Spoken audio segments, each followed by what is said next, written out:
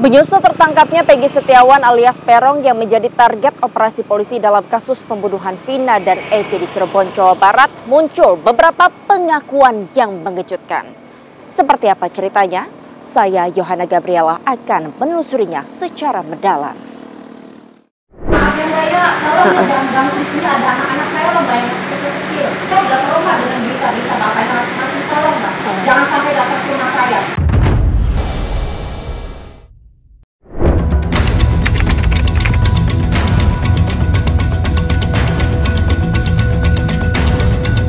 Usai meringkus Peggy Setiawan alias Peron atas tuduhan ikut serta dalam kasus pembunuhan pasangan kekasih Vina Dewi Arsita dan kekasihnya Muhammad Rizky alias Eki, aparat kepolisian daerah Jawa Barat menggelar prarekonstruksi.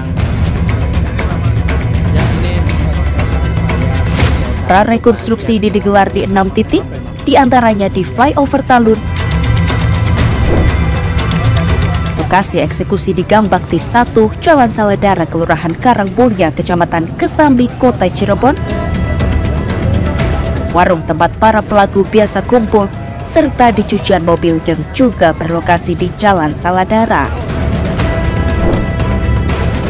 Penangkapan Peggy Setiawan dan 8 pelaku lain tak lepas dari peran Aep Rudiansyah, salah satu saksi yang kebetulan ada di sekitar lokasi kejadian. Kalau kita bicara dari otak pembunuhan, saya kurang tahu ya Mbak, otaknya itu siapa, entah itu siapa, saya kurang tahu ya Mbak. Yang jelas di kesaksian itu saya melihat gitu. Saya mengenal wajah, tapi saya tidak mengenal nama. Peggy ada di lokasi pada saat kejadian itu ya? Iya. Saat itu, Aep bersama temannya Dede Riswanto bin Jasmita berada di depan Sekolah Madrasah Alian Negeri 2 Cirebon. Aep dan Dede merupakan salah satu karyawan tempat cucian mobil persis di seberang Gang Bakti 1, tempat Vina dan Eki dieksekusi.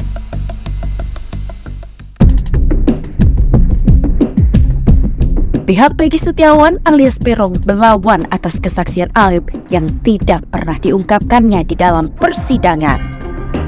Ibnu, salah satu teman kerja sekaligus sepupu Peggy, membantah kalau saat kejadian tanggal 27 Agustus 2016 lalu, Peggy ikut melakukan pembunuhan terhadap Vina dan Eki. Di bedeng, saya, Peggy, Robi nganter Bondol pulang. Nah, menuju jalan raya. Jalan raya habis Bondol naik angkot, terus mau pulang lagi mampir ke makanan dulu, beli warteg tuh. Nah, beli makanan terus pulang, makan bareng terus tidur. Pas itu ya masih ada di situ, tidur sama saya. Tapi pas dengar cerita ini karena terlibat kasus pembunuhan itu, iya. Percaya nggak pada saat itu kalau Peggy pelakunya? Nggak percaya teh, soalnya Peggy kan ada sama saya di sana waktu malam 27 Agustus. Ibnu juga menegaskan, jika Peggy memang buronan polisi, ia pasti tidak akan berani pulang ke rumahnya di Cirebon saat Idul Fitri tahun ini. Terakhir ketemu atau ngomong sama Peggy itu kapan tuh? Ya kalau lebaran aja, kadang lebaran ketemu terus. Lebaran tahun ini sempat ketemu gak? Sempat ketemu, biasa salam-salaman itu, normal, ke kuburan itu. Terus main ke teman-teman salam-salaman aja. Ya. Setali 3 uang, kuasa hukum Peggy Setiawan, Tony RM pun membantah keterlibatan kliennya dalam kasus pembunuhan Vina dan Eki. Diperkuat lagi oleh keterangan Suparman, teman Peggy yang lainnya. Suparman ini tidak ikut mengantar Bondol karena dalam kondisi tidur. Menurut keterangan Suparman, ya, jam 12 malam, tengah malam dia bangun. Begitu dia bangun, melihat Peggy Setiawan tidur di dekat pintu bedeng. Tony juga sempat mempertanyakan, kalau memang DPO yang dimaksud kliennya, kenapa tidak ditangkap sejak dulu? Tiba-tiba rumahnya Peggy Setiawan itu digerebek oleh aparat. Nah, kemudian tanyalah Peggy Setiawan itu ada di mana kan? Ya. Dijawab oleh ibunya, dikasih tahu di Bandung kerjanya. Kenapa nggak dikejar? Kalau yakin sejak awal. Disinggung soal penetapan kliennya sebagai tersangka, ini jawaban Tony. Peggy ditetapkan tersangka itu kan hak penyidik ya. Saya tidak tahu alat bukti apa yang dimiliki sehingga Peggy Setiawan ditetapkan sebagai tersangka. Tetapi saya yakin bahwa Peggy itu bukan pelakunya. Karena pelakunya sesuai dengan DPO penetapan DPO yang dikeluarkan oleh Polda Jawa Barat ya. Namanya itu Peggy alias Peron. Tahun 2016 22 tahun dan tahun 2024 umurnya 30 tahun. Kemudian yang kedua, rambutnya keriting. Ketiga, tinggi badannya 160 dan keempat, tinggalnya di Banjarwangunan, Mundu. Nah, kalau Peggy Setiawan yang ditangkap ini ya, jadi yang ditangkap ini rambutnya tidak keriting. Umurnya 27 tahun Peggy Setiawan ini. Kemudian tinggalnya juga tidak di Banjarwangunan, tapi di desa Kepongpongan. Ya, beda itu desa itu. Nah, kemudian tinggi badannya, ya, ini Peggy Setiawan ini lebih tinggi. Nah, jadi jelas berbeda. Dikuatkan lagi oleh kesaksian teman-teman kerjanya dan saudaranya. Jadi Peggy Setiawan itu sudah lama berada di Bandung. Sementara itu, Kartini, ibunda Peggy Setiawan alias Peron, juga meyakini kalau anaknya tak bersalah dalam kasus ini. Ya waktu itu Peggy sempat ngomong, kan saya nanya, Peggy kamu memang melakukan nggak? Anak saya bersikuku keras, tidak pernah melakukan itu. Mas, saya tidak pernah melakukan itu, gitu aja. Di sisi lain, warga sekitar lokasi kejadian juga membantah kalau Peggy Setiawan alias Peron terlibat dalam kasus pembunuhan Vina dan Egy. Kang Ferry, ini kan ramai mengenai pernyataan dari AF. Sedangkan Kang Ferry ini adalah warga di sini dan kita juga sempat mendengarkan bahwa ada bantahan-bantahan juga yang disampaikan Kang Ferry. Ini sebetulnya penjelasannya gimana nih, Kang? Ya, kalau penjelasan saya pas si Aib itu berstatement bahwasannya dia beli rokok di warung yang memang dilewati korban lalu dilempari terpidana maksud saya. Nah, di situ saya mulai berontak tuh. Berontak kata orang saya setiap hari juga beli rokok. Aib bilang kayak gitu, langsung saya tuh mikir warung di mana nih orang nih beli rokok jam 9:30. Di situ saya langsung beberapa hari kemudian saya langsung survei di jam 9:30 yang Aib maksud gitu loh. Maksudnya kalau memang beli rokoknya di sebelah sana, jarak pandang semuanya saya udah analisa semuanya. Dan itu nggak masuk di logika. Bahkan Ferry menilai keterangan Aib didasari oleh rasa dendam kepada Peggy dan terpidana lainnya. 3 minggu atau 2 minggu sebelum kejadiannya kecelakaan Vina sama Egy. Oke, itu gimana tuh kejadiannya?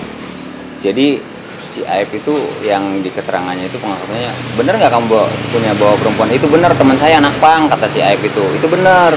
Pengakuan dia kayak gitu, terus dia dipukulin, itu bener. Sama Pak RT juga, kenapa?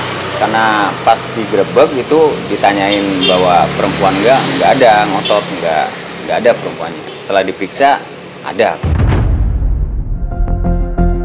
Ferry pun sempat membawa kami ke warung Ibu Nining yang konon biasa digunakan sebagai tempat tongkrongan para pelaku.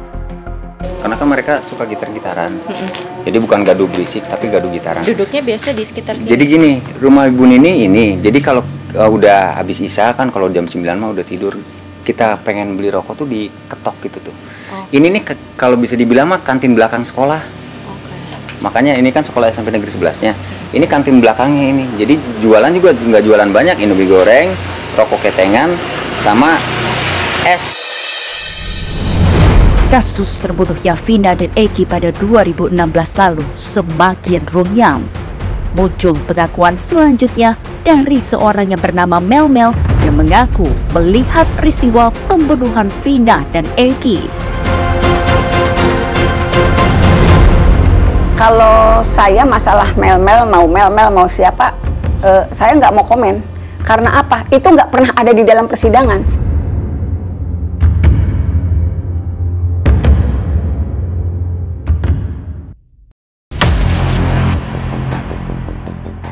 Kasus hukum pembunuhan Vina dan Eki masih terus berjalan. Di tengah-tengah proses penyidikan, tiba-tiba muncul sosok Mel-Mel yang mengaku melihat peristiwa pembunuhan itu terjadi. Mel-Mel yang katanya kenal dengan korban Eki mengaku melihat peristiwa pembunuhan itu. Tak hanya itu, selain mengatakan Peggy Setiawan ikut mengeksekusi korban, Mel-Mel juga sempat melihat ada saka tatal di antara para pelaku. Ada di antara wajah pelaku itu yang di penjara saat ini 8 orang? Ada, Bu. Termasuk Saka Tatal? Saka Tatal ada. Anda mengenali, Anda bisa mempertanggungjawabkan pernyataan Anda ini, Mas? Saya bisa saya mempertanggungjawabkan, Bu. Saka Tatal, terus yang saya tahu itu si Ucok. Entah siapa namanya, panggilannya di geng motor saya kan tidak tahu, karena saya kan pribadinya cuma kenal Eki aja. Untuk mengkonfirmasi pernyataan Mel-Mel, kami pun coba menemui Saka Tatal. Pemirsa, belakangan muncul seseorang yang mengakui dirinya sebagai saksi bernama Mel-Mel. Dirinya mengatakan bahwa ia melihat Saka pada saat pembunuhan Vina dan Eki di lokasi kejadian. Kita akan mengkonfirmasi hal tersebut kepada Saka. Kita akan menuju ke rumahnya. Saat kami temui, Saka Tatal yang kini sudah bebas setelah menjalani hukuman 8 tahun 3 bulan. Saka meradang dengan pernyataan Mel-Mel. Ia pun siap dipertemukan dengan Mel-Mel. Kalau orang nggak tahu tuh lebih baik tuh diem, nggak usah sok-sokan tahu.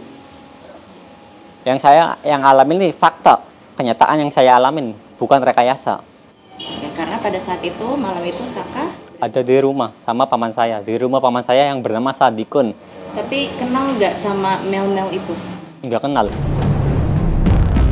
Akhir pekan kemarin, Saka pun sudah menjelaskan peristiwa yang terjadi pada 2016 silam kepada Komnas HAM yang datang menemuinya.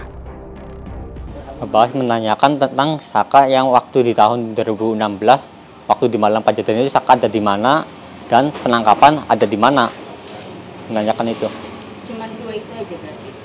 Dan menanyakan bahwasanya Saka tuh sama di pihak kepolisian tuh diperlakukan seperti apa. Kemunculan Mel-Mel dinilai membuat gaduh proses hukum yang sedang berjalan. Banyak yang mempertanyakan apa alasan Mel-Mel yang saat itu melihat peristiwa pembunuhan Vina dan Eki baru diungkapkan sekarang. Dan kenapa saat itu ia tidak memberikan kesaksian resmi kepada aparat kepolisian. Kalau saya masalah Mel-Mel mau siapa, saya nggak mau komen. Karena apa? Itu nggak pernah ada di dalam persidangan. Yang saya bicarakan itu adalah fakta persidangan. Dede dan Aib aja yang di fakta persidangan ada BAP-nya, orangnya tidak bisa dihadirkan. Nah, apa kabar dengan Mel-Mel? Demi Allah baru tahu sekarang, Mbak. Baru tahu Mel-Mel siapa lagi? Gitu. Dede dan Aib yang begitu sulit dihadirkan tiba-tiba sekarang ngomong di semua media. Kan buat saya ini kenapa sih Aib dulu kemana aja gitu. Kasus Vina belum usai, polisi masih terus bekerja untuk mengungkap kebenaran. Apabila ada informasi, ada alat bukti yang lain yang bisa membuat lebih terang benderang dalam kasus ini, mohon disampaikan.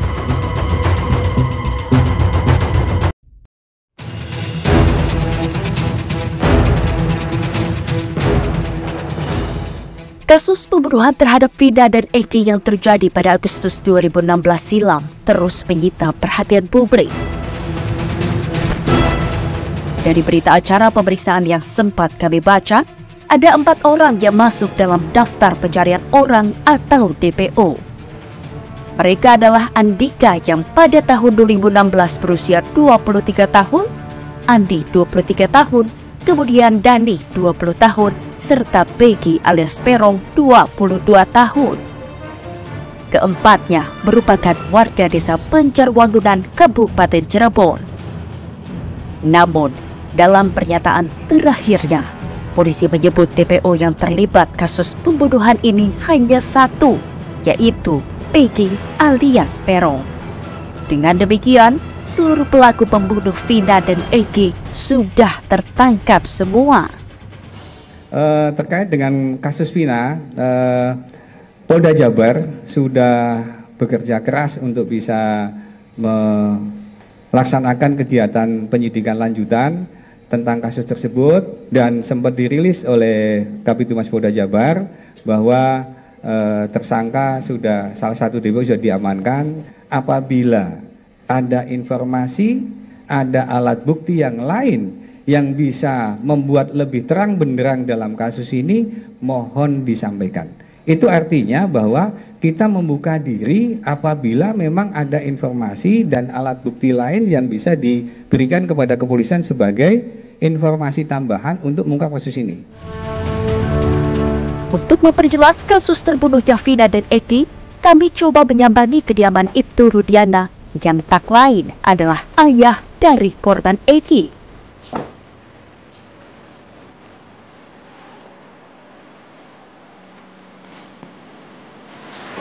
Assalamualaikum. Assalamualaikum. Saya dari TV One, Ibu. Mau izin ketemu Pak Rudiana. Oh iya. Oh iya.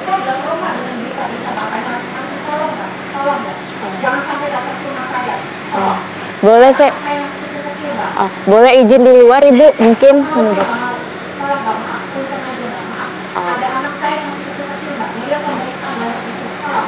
Oh ya, oke, baik. Oh ya. Terima kasih ya, Bu ya. Oke, baik. Terima kasih, Bu. Ya, izin, Bu. Terima kasih.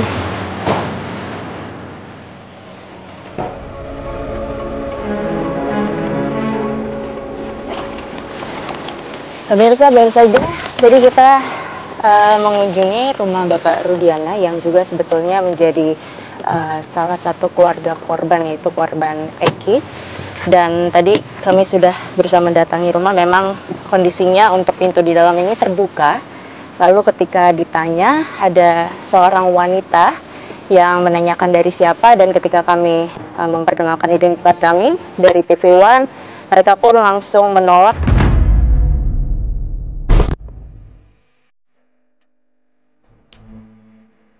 Selain ke rumah orang tua Eki, kami juga mencoba untuk menyambangi tempat tinggal Dede Riswanto bin Jasmita, teman Aib sesama karyawan tempat pencucian mobil yang menjadi saksi kunci kasus ini.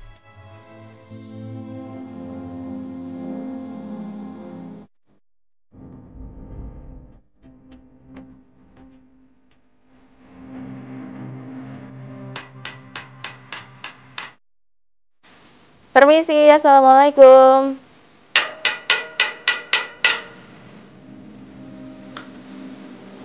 Pemirsa, kami mencoba untuk memanggil Dede yang merupakan salah seorang saksi atas kasus pembunuhan terhadap Vina dan Eki.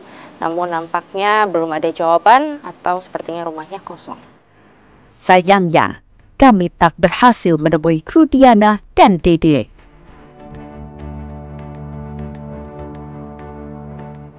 Kasus tewasnya Vina dan Eki yang hingga kini masih belum rampung mendapat perhatian sejumlah kalangan di kota Cirebon.